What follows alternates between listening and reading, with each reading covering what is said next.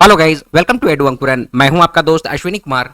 और जो अभी जेटेट का आप लोगों का नया सिलेबस आया है, तो नए सिलेबस के अकॉर्डिंग वो जो सिलेबस है उसमें क्या क्या पढ़ना है, किस तरह का सिलेबस है और किस तरह का एडू अंकुरन के द्वारा आपको क्लास प्रोवाइड कराया जाएगा, उसका डिटेल्स आज की इस वीडियो में आपके सामने रखा जा रहा है। आइए आज के इस वीडियो को शुरू करते हैं। तो देखिए, जो आप लोग उच्च प्राथमिक स्तर के जो हैं कक्षा 6 से 8 के लिए जो भी अप्लाई कर रहे हैं, उनका जो सिलेबस है इसको हम आपके सामने आज डिकोड करेंगे। और अगला वीडियो जो एक आएगा उसमें 1 to 5 का हम डिकोड करेंगे। तो पहले 6 to 8 वाला आप लोगों को हम लोग क्लियर कर दे रहे हैं कि आप लोग का सिलेबस क्या है, क्या क्या पढ़ना है, कैसे कैसे हम लोग को देखना है, प्रीवियस ईयर क्वेश्चन किस तरह का पूछा गया है, वो सारा का सारा आज के इस वीडियो में आपको रखा जा रहा है। यही आपका आज का पहला क्लास भी है। जो भी पेड बैच ज्वाइन कर चुके हैं, हालांकि ये वीडियो पब्लिक जाएगा ताकि सारे लोगों को थोड़ा कॉन्सेप्ट क्लियर हो। क्या कि बहुत सारे लोग बहुत पैनिक मचा हुआ है कि नया सिलेबस आ गया, आप क्या करें, सीजीएल वाला ही चलेगा कि नहीं चलेगा, वो सारा कुछ हम लोग यहाँ पर अभी आपको क्लियर करा रहे हैं। ठीक है, देखिए, सबसे पहला चीज है यहाँ पे कि जो भी आप लोग जेटेट के लिए तैयारी कर रहे हैं, ठीक है, तो सही में ये शिक्षक पात्रता परीक्षा का ही सिलेबस है। जिस तरह का सिलेबस हम लोग देख पा रहे हैं, क्योंकि यहाँ पे जेपीएससी भी मिक्स है ना, आपका सीजीएल भी मिक्स है। तो आप लोग अगर ये एक्सपेक्ट कर रहे हैं कि कोई एक बुक या फिर कोई प्रैक्टिस सेट लगा लेंगे तो शायद हो जाएगा, तो ये थोड़ा सा आप लोग को फंसा सकता है, ऐसा सिलेबस है। ठीक है, देखिए यहां पर जैसे कि आपको ना नागपुरी भाषा का परिचय, उद्भव और विकास, क्षेत्र विस्तार एवं भाषिक स्थिति, ये अपने आप में बहुत बड़ा क्षेत्र है। मैं हर एक पॉइंट को आपके सामने रख रहा हूं। जैसे नागपुरी भाषा का आप लोग परिचय पढ़िएगा ना, तो आपको शुरुआत से शुरू करना होगा कि भाई कहां से शुरू हुआ, कौन सा अपभ्रंश है से निकला है, ठीक है, किस किस रचनाकार ने, किस किस भाषा शास्त्री ने क्या क्या बोला। जैसे लिंग्विस्टिक सर्वे ऑफ इंडिया का सबसे पहले जो जॉर्ज ग्रियर्सन आए, वो इसको भोजपुरी का उपबोली बोले। फिर उसको किस तरह से उसमें आगे बढ़ा गया ताकि क्या बोलते हैं उसको, इसको बोला गया कि नहीं ये स्वतंत्र बोली है। ये सारा कुछ जो है ना, ये आपको भाषा परिचय, उद्भव विकास, क्षेत्र विस्तार और भाषिक स्थिति, इसमें आपको जानकारी रखना होगा। जैसे कि आपको एक क्वेश्चन हम आपके सामने रख रहे हैं, पूरा कॉन्सेप्ट आप लोग का क्लियर होना चाहिए। नागपुरी का आपको जो ये क्लास हम लोग जो अभी प्रोवाइड किए थे, जो अभी पिछला बैच चल रहा था, अब आप लोग का फिर से नया से हम लोग दे रहे हैं, कहे कि न्यू सिलेबस है, एक फ्रेश स्टार्ट आप लोग को प्रोवाइड कर रहे हैं। तो आप लोग को देखिएगा, हम लोग ये क्लास दिए थे नागपुरी भाषा का परिचय, तो उसमें आप लोग को सारा कुछ क्लियर किए थे। उसके बाद उसका पार्ट 2 जो आया था, उसमें हम लोग क्वेश्चन पूछे थे। तो इस तरह का क्वेश्चन पूछेगा, जैसे कि देखिए ये क्वेश्चन हम आप लोग के सामने रख रहे हैं। देखिए इसका सही आंसर क्या होगा, आप लोग बताइएगा। जॉर्ज ग्रियर्सन अपन कौन लेख ने बताए रहे हैं कि भोजपुरी की एक महत्वपूर्ण उपबोली छोटा नागपुर की नागपुरिया है। ये क्वेश्चन है, समझिए मेरी बात को। क्या बोला जा रहा है कि जॉर्ज ग्रियर्सन अपने कौन से किताब में, कौन से लेख में, कौन से नोट्स में ये बताए थे कि भोजपुरी की एक महत्वपूर्ण उपबोली छोटा नागपुर की नागपुरिया है। ठीक है, तो linguistic survey of India, notes on the Ganwari dialect, journal of tribal studies, Adivasi Patrika, किसमें बोले थे बताइए। तो इसका करेक्ट आंसर हो जाएगा option number A, linguistic survey of India. देखिए भाषा का जो सर्वे हुआ था ना, तो उसमें सबसे पहले ना इसको हिंदी के अंतर्गत रख दिया गया था और ये बोल दिया गया था कि भोजपुरी का उपबोली है। तो लिंग्विस्टिक सर्वे ऑफ इंडिया सबसे पहले जो कराया था ना, वो आदमी का नाम था जॉर्ज ग्रियर्सन। तो ये सारा कॉन्सेप्ट को आपको क्लियर करके आगे पढ़ना होगा। समझ रहे हैं मेरी बात को? हवा हवाई से नहीं चलेगा कि एमसीक्यू दे रहे हैं और चला रहे हैं, तो उससे नहीं होगा। एक प्रॉपर डिटेल्ड रखिएगा, कॉन्सेप्ट को क्लियर कीजिएगा और उसके बाद फिर एमसीक्यूज लगाइएगा। एकदम परफेक्ट तैयारी होगा, कहीं से भी क्वेश्चन नहीं छूटेगा। ठीक है, चलिए आगे बढ़ते हैं। अच्छा सॉरी, फिर से हम लोग इसमें आ जाते हैं। तो नागपुरी भाषा का परिचय आप लोग देख लिए। फिर देवनागरी आधारित लेखन स्वरूप, ध्वनि हो गया, उच्चारण हो गया, वर्तनी एवं शुद्ध भाषा का प्रयोग। तो देवनागरी आधारित क्यों बोला जा रहा है? काहे कि रोमन में भी नागपुरी है और पहला जो नागपुरिया लिखाया गया था ना, वो रोमन में ही लिखाया था। समझ रहे हैं मेरी बात को? नागपुरी में जैसे कि notes on the Ganwari dialect of Lohardaga, ये व्याकरण लिखे थे डॉक्टर E.H. विटली सबसे पहले, तो वो नोट्स बनाए थे अंग्रेजी में, रोमन भाषा में, लेकिन आपको कौन चीज में पढ़ना है? देवनागरी भाषा में। देवनागरी आधारित का मतलब जो क ख ग घ वाला होता है ना, देवनागरी लिपि, यानी हिंदी का जो लिपि है देवनागरी, वही नागपुरी का भी देवलिपि है, लिपि है देवनागरी। कॉन्सेप्ट क्लियर हो रहा है? सबसे पहले सिलेबस अपने हाथ में रखना है। प्रीवियस ईयर क्वेश्चन हम अगले वीडियो में आप लोग को प्रोवाइड कर देंगे। प्रीवियस ईयर क्वेश्चन, सिलेबस, और फिर जो भी हम लोग क्लास में प्रोवाइड कर रहे हैं उसको फॉलो कीजिए, बहुत परफेक्ट आप लोगों की तैयारी होगी। समझ गए?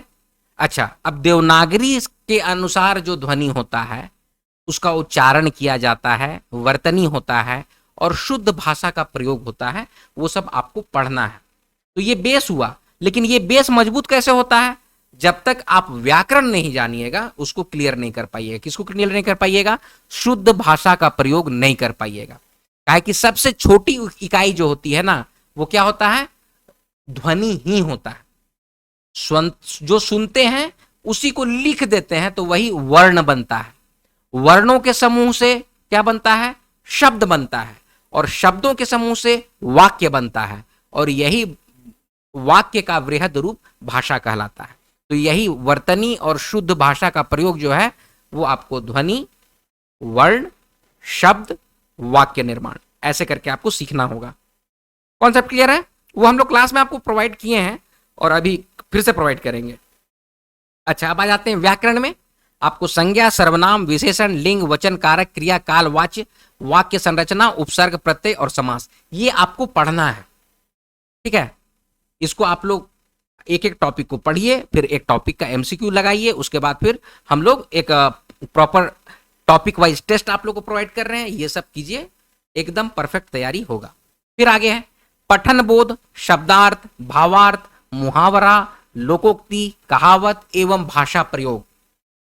तो ये आपका जो है, क्योंकि आप शिक्षक पात्रता परीक्षा की तैयारी कर रहे हैं, तो ये आपको पठन का बोध होना चाहिए। पता चला कि किताब लिए हैं और पढ़ नहीं सक रहे हैं, फिर गांव का बच्चा लोग फिर बोल रहा है कि मास्टरवा तो पढ़े नहीं जानूला। समझ रहे हैं मेरी बात को?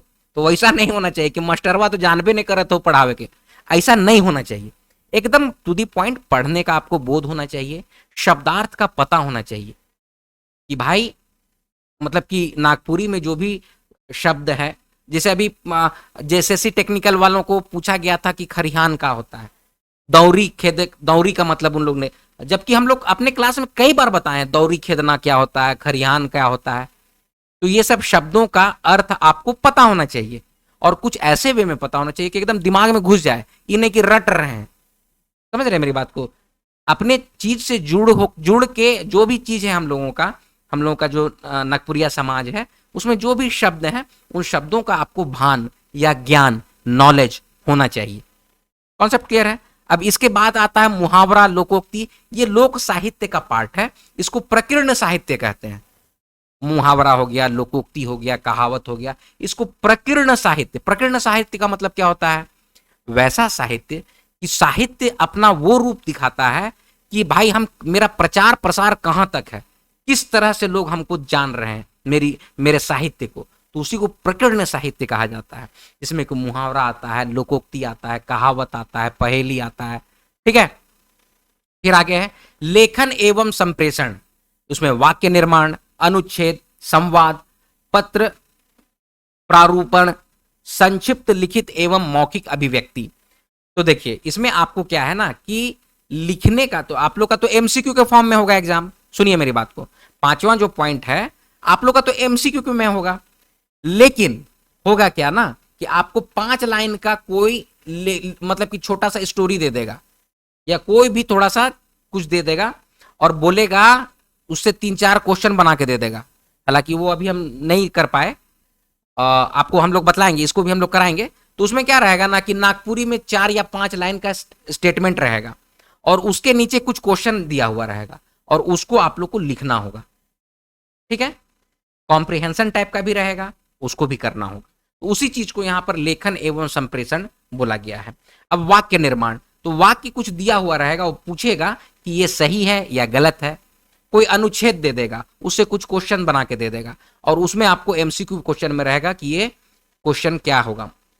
समझ रहे हैं मेरी बात को? अब संवाद हो गया, या प्रत्येक पत्र आप कैसे लिखिएगा, यहाँ पे पत्र प्रारब्ध रूपण जो लिखा हुआ है ना, तो पत्र लेखन जो है वो कैसे कीजिएगा, किसी भी चीज का संक्षेपण कैसे किया जाएगा, तो वो सब चीज को आपको सीखना होगा। लिखित एवं मौखिक अभिव्यक्ति, अभिव्यक्ति का मतलब क्या होता है?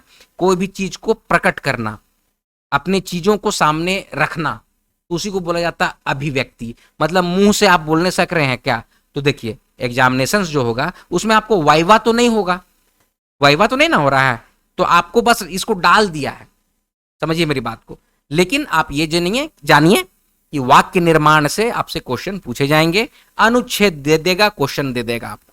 तो ये दो चीज, ये दो इंपॉर्टेंट पॉइंट जो है इसको आप लोग दिमाग में रखिएगा, ठीक है? इसको हम लोग आप लोग को क्लास में देंगे। अच्छा, अब आपको ये क्वेश्चन तो हम लोग दे दिए कि जॉर्ज गैरिसन, ये इस तरह के क्वेश्चन पूछे जाएंगे। चलिए आगे, अब छठा पार्ट है, छठा जो पॉइंट है वो लोक साहित्य है। अब लोक साहित्य अपने आप में बहुत बड़ा पार्ट है, ठीक है? उसमें लोकगीत है, लोक कथा है, लोक गाथा है, लोक नाट्य है, पहेली एवं मौखिक परंपरा है। देखिए समझिए मेरी बात को, लोक साहित्य में अब लोकगीत, अब देखिए एकदम सिंपल सा बात बता रहे हैं। डमकच हो गया, अंगनई हो गया, झूमर हो गया, ठीक है, सोहराई हो गया। अब ये सब चीज जो है, ये सब जो गीत है, पावस हो गया, लुझरी हो गया, लहसुआ हो गया, ये सब हम लोग को आना ही चाहिए। ये लोकगीत का एकदम सिंपल चीज है, तो ये सब चीज को आप लोग जानिएगा। फिर लोक कथा, अब लोक कथा में ना आप लोग को सब लोक कथा नहीं पढ़ना है, पहले से आप लोग पढ़े हैं तो उसकी जानकारी रखना है, लेकिन आपको लोक कथा कुछ इस तरह से जानना है कि पशु संबंधी लोक कथा क्या है, बाल संबंधी लोक कथा क्या है, ठीक है, परी संबंधी लोक कथा क्या है। इस तरह से लोक कथा जो है पशु पक्षी से संबंधी, प्रेम से संबंधित लोक कथा, ये सबको आपको पढ़ना होगा। उसी तरह से लोक गाथा भी है, लोक नाट्य भी है, पहेली और मौखिक परंपरा जो भी है चलता आ रहा है, उसको जानकारी लेना है। तो ये सब हम लोग आप लोग को अपने क्लास में कराएंगे, डिटेल देते जा रहे हैं, इसको भी ध्यान में रखिएगा। अब आ जाता है यहां पर साहित्य विधा। अभी हम लोग में इसको और डिस्कशन का क्षेत्र है ये, कि साहित्य विधा परिचय में पद्य, कहानी, नाट्य, निबंध, उपन्यास एवं नई विधाएं आती हैं। मतलब कि साहित्य जो होता है ना, उसमें गद्य हो गया, पद्य हो गया, नाटक हो गया, माने कविता हो गया, तो आपको स्पेसिफाई नहीं किया है, समझिए मेरी बात को। आप लोग को हालांकि बोला गया है कि इंटर लेवल का स्तर का एग्जामिनेशन पूछा जाएगा, लेकिन यहां पर ई नहीं लिखा गया है। कि कुछ लोग देख रहे हैं कि कुछ भी आप लोग को बतला दे रहे हैं, या फिर जो भी है आप लोग पूछ रहे हैं आप लोग अपना डाउट कि सर ऐसा तो नहीं है कि कोई किताब का कहानी, सर नहीं, नागपुरी में पद्य लेखन किस तरह से हुआ, भक्ति के गीत कैसे हैं, श्रृंगार के गीत कैसे हैं, प्रकृति चित्रण का गीत कैसे है, ये सब चीज को आपको देखना होगा। कविता को, कहानी को, नाट्य को, जैसे गीति नाट्य, जैसे कि यहां पर नाट्य लिखा हुआ है ना, तो आपको जानकारी थोड़ा सा रखना होगा कि नाट्य किस तरह से हुआ है।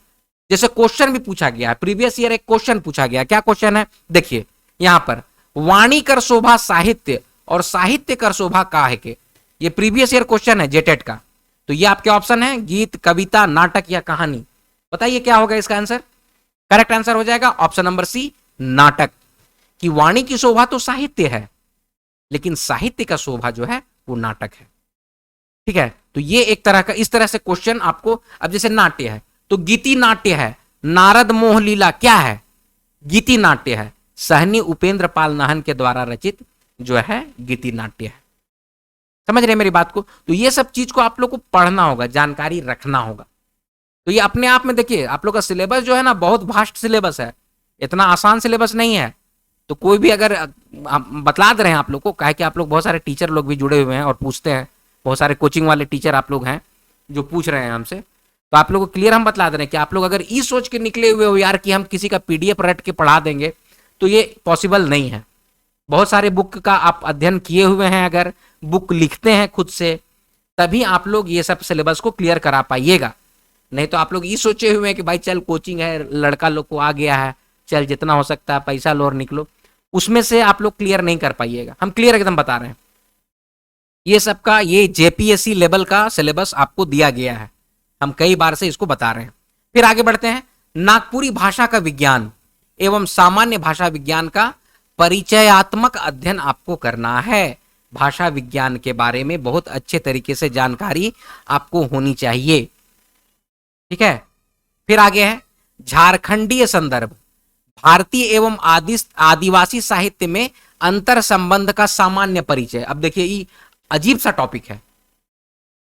झारखंडी संदर्भ समझ में आता है कि हाँ भाई झारखंड स्पेसिफिक आपसे कुछ पूछा जा सकता है कि चलो भाई इसके रचनाकार कौन है, या झारखंड की जो कला संस्कृति है उसके बारे में पूछा जा सकता है। समझ रहे हैं मेरी बात को? पूछ देगा कि मंडा क्या है, समझ रहे हैं, मंडा पर्व के बारे में पूछ देगा, सरहुल के बारे में पूछ देगा। तो ये चलता है, मतलब कि ये झारखंडी संदर्भ हम समझ पा रहे हैं। लेकिन भारतीय एवं आदिवासी साहित्य में अंतर संबंध का सामान्य परिचय, ये अपने आप में एक बहुत बड़ा टॉपिक है, तो इसको भी बहुत अच्छे तरीके से देखना होगा। इसमें गहन अध्ययन की जरूरत है और आप लोग को एमसीक्यू फॉर्म में क्वेश्चन भी रहेगा, तो ये अपने आप में बड़ा चीज है, तो इसको आप लोग दिमाग में रखिएगा। इसको देखते हैं हम लोग अपना टीम में, हम लोग डिस्कस करेंगे कि इसका क्लास कैसे लिया जाएगा। फिर आगे है विद्यालयी भाषा प्रयोग की दृष्टि से नागपुरी समझ, व्याकरण और अभिव्यक्ति की उपयुक्त समझ। तो ये तो खैर कॉमन चीज है, इसको आपको व्याकरण संबंधी चीजों को पूछा जाएगा। ठीक है, और फिर नई शिक्षा नीति 2020 के आलोक में बहुभाषिक कक्षा, द्विभाषिक सामग्री और स्थानीय या क्षेत्रीय ज्ञान पर आधारित नागपुरी भाषा का शिक्षण का जानकारी आपको होना चाहिए। ये तो मतलब कि आप देखिए, चूंकि आप शिक्षक पात्रता परीक्षा के एग्जाम की तैयारी कर रहे हैं, तो एक शिक्षक में क्या क्या क्वालिटीज होनी चाहिए क्षेत्रीय भाषा के शिक्षक को, उसके बारे में यहां पर बोला जा रहा है।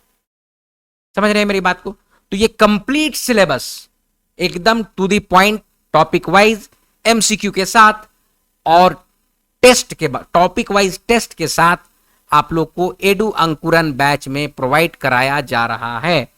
जेटेट का नागपुरी का क्लास, चाहे आप 1 to 5 वाले हों या 6 to 8 वाले हैं, आप लोग को हम लोग पेड बैच प्रोवाइड कर रहे हैं।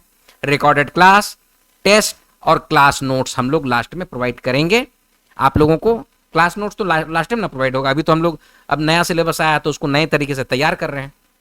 पिछला जो घिसा पिटा चल रहा है कि भाई एमसीक्यू रट लो, तो उससे काम नहीं चलेगा। आप लोग को हम बार बार ये बोल रहे हैं। ठीक है, तो जेटेट नागपुरी का क्लास 1 to 5 हो या 6 to 8 हो, अगर आप लोग ज्वाइन करना चाह रहे हैं, एडू अंकुरन के लिए बैच चल रहा है आप लोगों का। 9148763486 ये व्हाट्सएप नंबर है, इसमें व्हाट्सएप करके क्लास का डिटेल आप लोग ले सकते हैं। 1 to 5 का सिलेबस बिल्कुल अलग है, 6 to 8 का सिलेबस बिल्कुल अलग है। आप लोग को हम क्लियर बतला दे रहे हैं। और हाँ, आप लोग जो हैं वो 1 to 5 और 6 to 8 दोनों भर सकते हैं, ये एकदम क्लियर नोटिफिकेशन में लिखा हुआ है। हम आप लोग को क्लियर ये बात बता दे रहे हैं।